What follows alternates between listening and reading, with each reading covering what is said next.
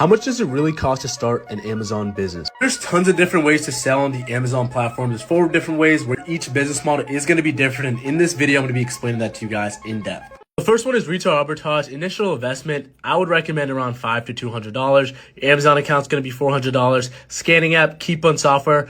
This is going to be $40. I would recommend getting Seller Amp. Obviously, you're going to have your gas and transportation. If you have a storage unit, probably be about $1 to $2K. Pros of this is there's low startup costs, quick cash flow, right? You could learn the basics. You could learn as a beginner. There's no minimum order quantities or anything like that. The cons of this is, time-intensive sourcing. You're scanning the whole store. Can't really scale it that much. Inconsistent inventory because you're basing on the store's actual inventory. You don't know how much they're going to have. You don't know if they're going to restock.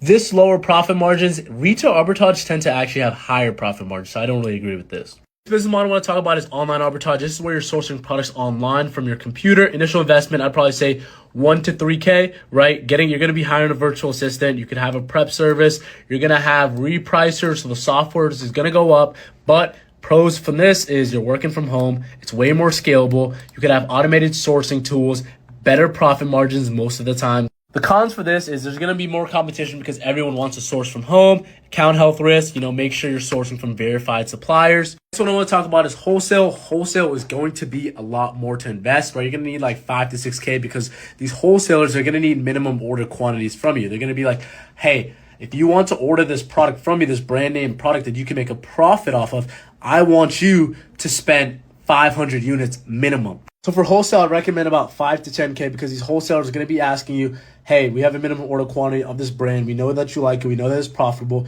Can you order 500 units? If you can't order 500 units, take your business somewhere else. With wholesale, you're going to need a resale certificate. You're going to need an LLC, EIN, all that good stuff. That's going to cost you a couple $100. I don't recommend this for beginners because if you're not confident in the products that you're buying and you're sourcing from and you haven't sold before, it's just not feasible. It doesn't make sense for you to spend thousands of dollars on inventory when you haven't made a sale on Amazon yet because you don't know what works, you don't know what doesn't, you don't know what brand's IP, you don't have no experience. So I wouldn't recommend this for someone just starting out. Next one is private label over here. Product development samples, couple $1,000. Initial inventory, 3 to 10K.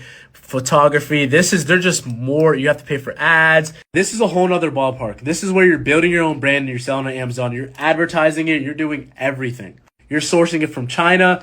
You're learning how to run ads on it. You're taking pictures of it. You're doing the SEO research, all that good stuff, right? You have to learn all of that. The pros of this is you're actually building a real brand. You have higher profit margins, control over product quality, and it's a long-term asset, right? Cons is highest startup. A con is you have a higher startup cost, longer time to market, longer time for your money to turn around, and your product could just flop. It could just not work, and you could lose all this money. But the best thing about private label is you could sell your own brand, right? You could exit. You could exit a brand and make millions. So there's a good risk, but there's high reward. So as a beginner, I wouldn't recommend private label for anybody that hasn't started a business or done anything. I'd recommend doing that after 3 to 4 years.